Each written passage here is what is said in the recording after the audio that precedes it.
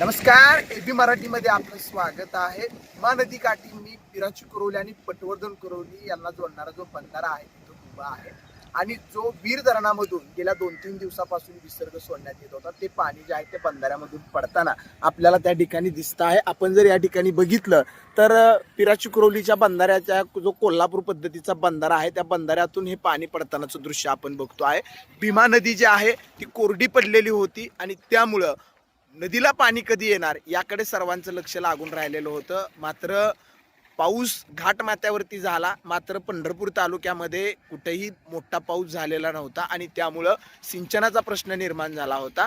गेल्या 2-3 दिवसापूर्वी वीर धरणामधून जो काही 5 ते 6,000 क्युसेकचा विसर्ग सोडण्यात आलेला होता ते पाणी जे आहे ते रात्री 2 ते 3 वाजताच्या दरम्यान पिराच्या कुरवली बंधाऱ्यामधून त्या ठिकाणी खाली पडलं आणि आत्ता सायंकाळी 6 वाजताची ही दृश्य तुम्हाला मी दाखवतोय. आत्तापर्यंत हे जे पाणी आहे ते पाणी वाहत आहे. खरं तर सोलापूर जिल्ह्याची जलवरदायिनी असणारं उजनी 50% पुढे गेलं आहे.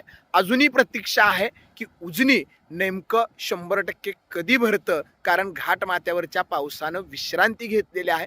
दौंडचा विसर्ग सुद्धा आज आपण सकाळी बघितला तर तो 5 ते 6,000 क्युसेक्स पर्यंत इतका जो आहे तो इतका त्या ठिकाणी सुरू होता आणि त्यामुळं या ठिकाणी उजनी कधी भरतं याकडे जे आहे ते याकडे सर्वांचं लक्ष लागून राहिलेलं आहे. आणि आता आपण बघतोय मात्र भीमा नदी काठी जी आहे तो दिलासा मिळालेला आहे. वीर धरणामधून जे सोडलेलं पाणी आहे ते पाणी इथं पोहोचलेलं आहे.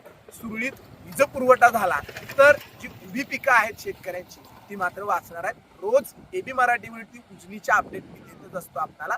पिराची कुरवली बंधाऱ्यावरून वीर धरणाचं आलेलं पाणी पंढरपूर पर्यंत कधी पोहोचतंय त्याच्या अपडेट नाही. मात्र रात्री 3 वाजता हे जे पाणी आहे ते या बंधाऱ्यामधून खाली पडलेलं आहे आणि पंढरपूरच्या दिशेनं प्रवाहित झालेलं आहे. एबी मराठीसाठी मी समाधान, पिराची कुरवलीहून.